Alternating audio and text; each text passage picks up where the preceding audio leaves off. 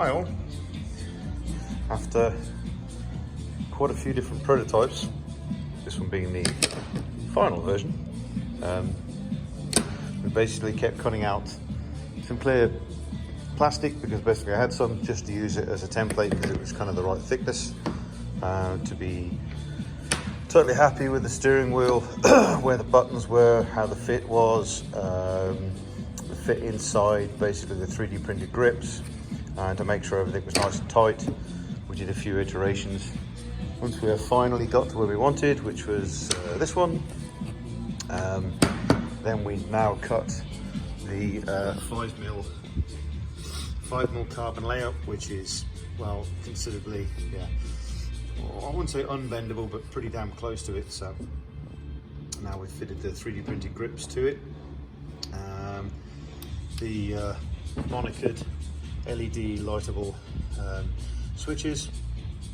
They're all momentaries because I can latch the outputs on the PDM. Sorry.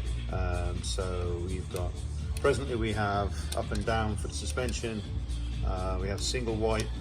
I have wash white.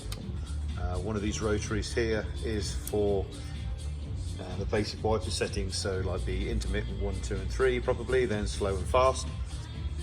Second one, I literally, it's all going down the can line, so I can select that later. So it's either going to be traction control, so the amount of TC we have, so you've got a sort of full wet setting, so virtually zero slip, which is probably impossible, but close to it. And then you got sort of 5–10% slip. So we'll do that. I say up the suspension, then we've got the headlamp flash and horn. Might put an extra one in the middle for horn and use that for something else yet. Not sure. I've got the extra inputs because I wanted 6 switch inputs and 2 analogs. Well, I've actually got 8 switch and 8 analog if I want to. There's also 4 outputs. So basically, as well as putting a blue light on the warning lights up here to basically say to the high beam is on, I could also switch this one to basically have that blue light come on when I've selected it instead of having it all the time. So, and same with we'll see what combination of lights, and say it's all CAN based, so basically I can switch it on via whatever I program the power distribution module, so I can play with that later. One thing I have kind of looked about whether it's raising the switches out of the panel slightly so they're not sort of flat, to give you a sort of contour. So I've already modeled a 3D CAD shape to go around here in like a piece of billet, and then I'll either anodize it gold or probably anodize it black so it doesn't look out, stick too out of place with the wheel.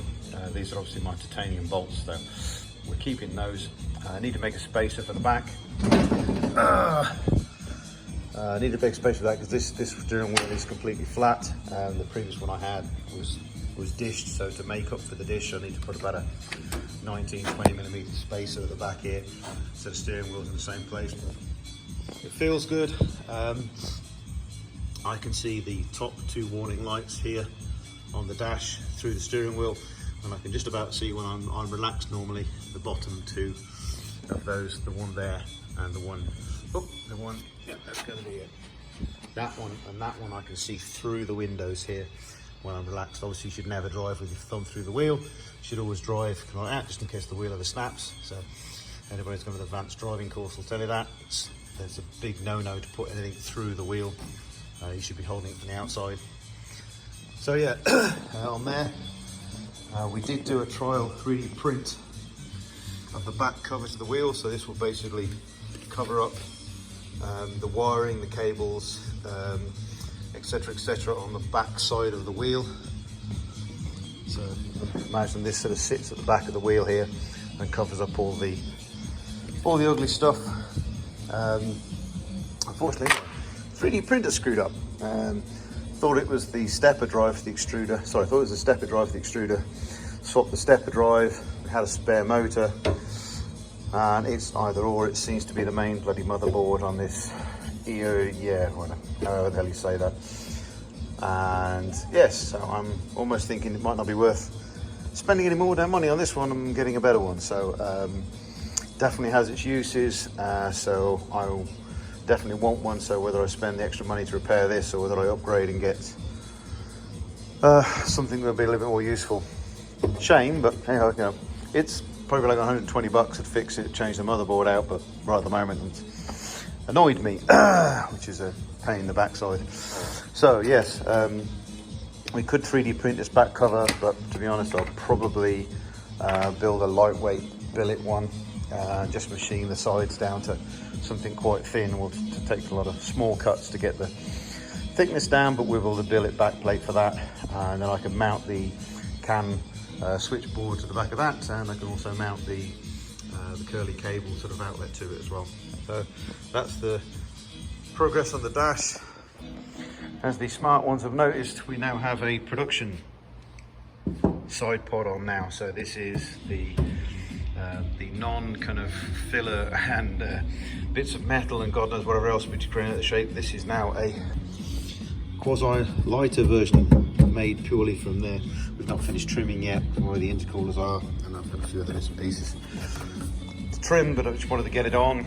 I just took out some of the flash lines just to allow me to sit it in place.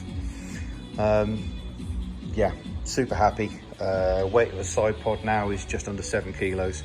It was 7 kilos before I trimmed out the hole for the coolers, and now it's just under 7 kilos. So super happy with that, and we'll go around and as we make each part, and I'll note the weights. Yes, so one side pod done, excellent, happy with that. Second side pod, the tooling is now prepped. I've put my 5 coats of Stoner G495 in now.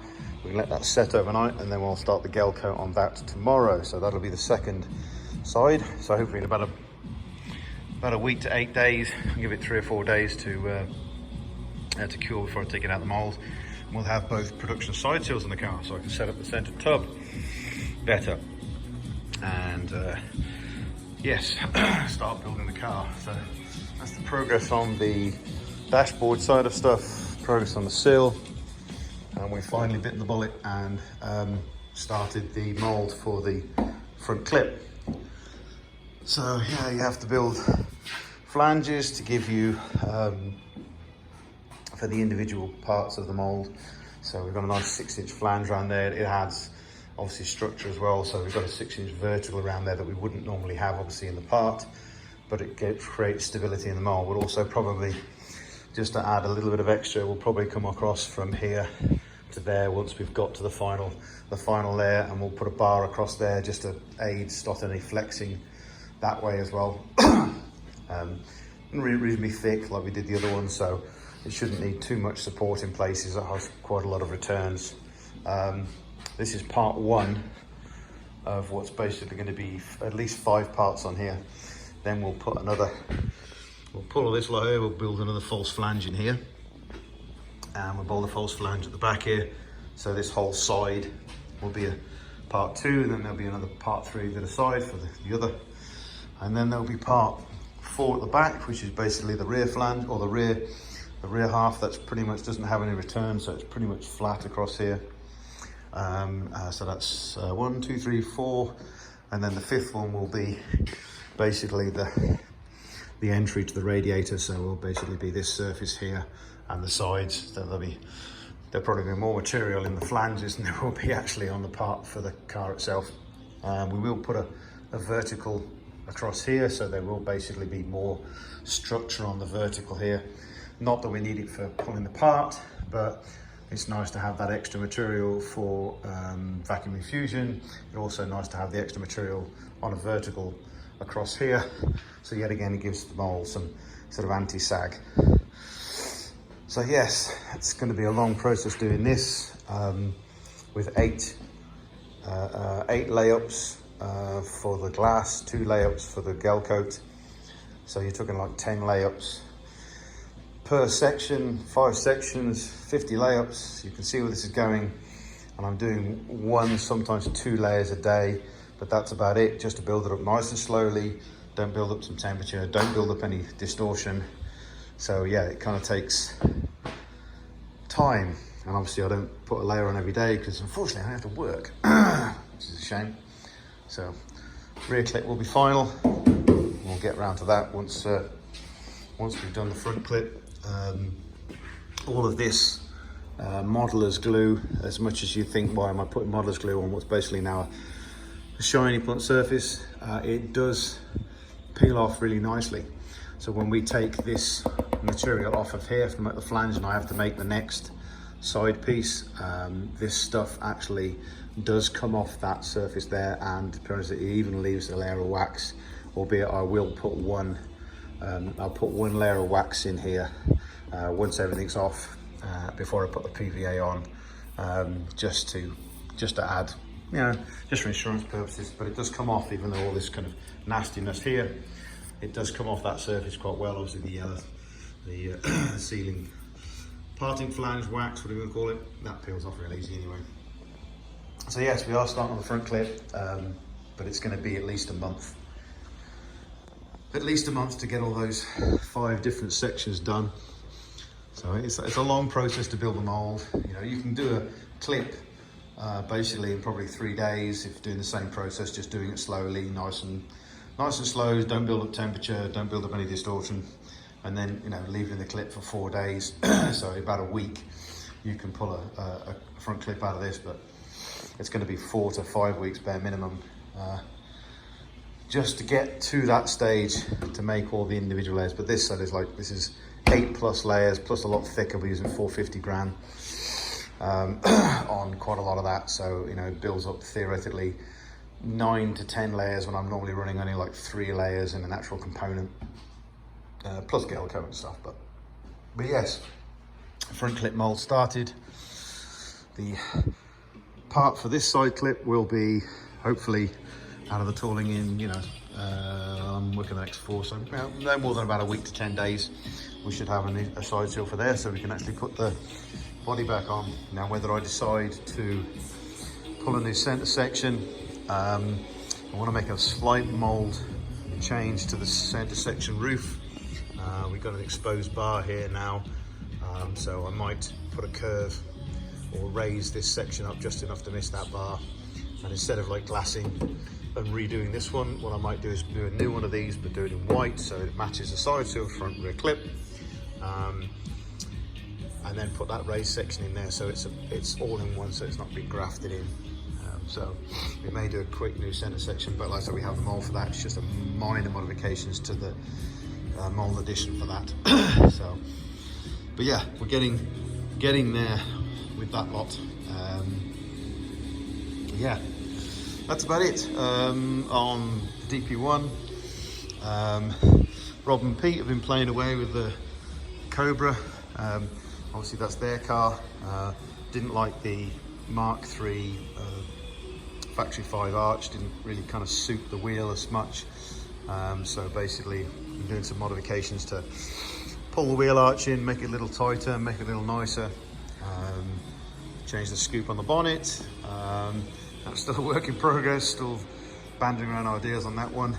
But yeah, we played down. We had to do a little bit of alignment on the chassis, not much, just a basic double check. So, you know, we built the perfect box on the floor.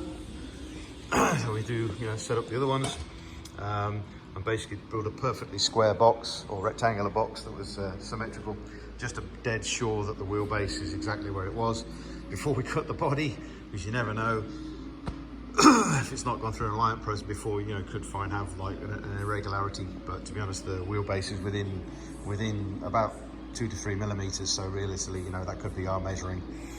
So I'm pretty happy with that. I say Pete and Rob are playing with that one, so that's their baby. I'm just here advising and standing back and watching. So she's having fun.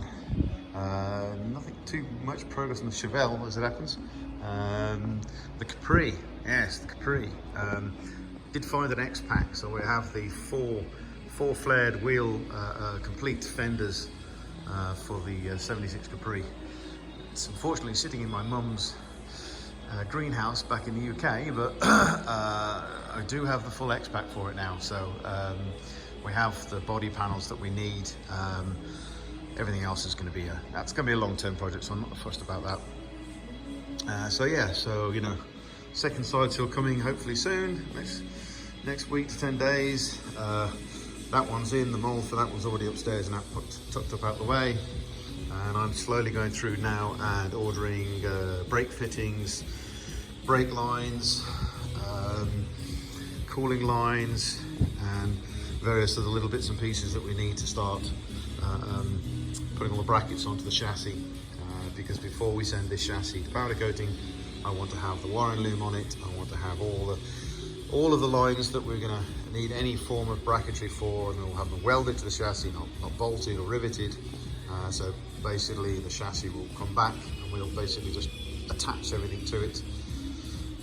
That's the plan. So still have some sorting to do with obviously the lower part of the dash, the blend to the newer upper parts, but we also have a lot of, we'll have to go through now and do the final setting up of all the switch gear. So I've got the balance bar for obviously the pedal box, we've got the air conditioning here, which there's obviously the servo control for the blend, which basically goes to floor or windscreen, and then there's a servo control for the heat itself. But that's got to be mounted in there somewhere, so we've got to figure about a little bit more ergonomics with that. Anyway, I ramble on, 16 minutes. But as you can tell today, we've sat down and watched the Canadian Grand Prix on the telly, which is great. So today's progress, and super happy with the wheel. Anyway, that's turned out really well. We're going to get the wheel, send it off to a trimmer, and we'll get this basically the printed covers or the printed hand grips. Actually, we'll take it off. Look at it here. We'll get the printed hand grips then done and covered in leather, but we'll get that done by a pro, I think, at this point. But yeah, this 5mm thick carbon plates is yeah, pretty hard to bend, to say the least. And you can see roughly where I'm going to sort of lift up the switches. So they're going to raise out here by about 8mm. This makes it a little bit nicer for the grips to get to, especially the high beam. The high beam obviously you want to react to pretty quickly. So the thumb and the horn as well. There you go. So progress on the car. Pretty happy at the moment. We're getting on with the flywheel lasting, which needs to be done. Then we can get actually into ripping into building the actual damn thing, which after so many years, I'm itching to get into. Okay, speak to you all soon.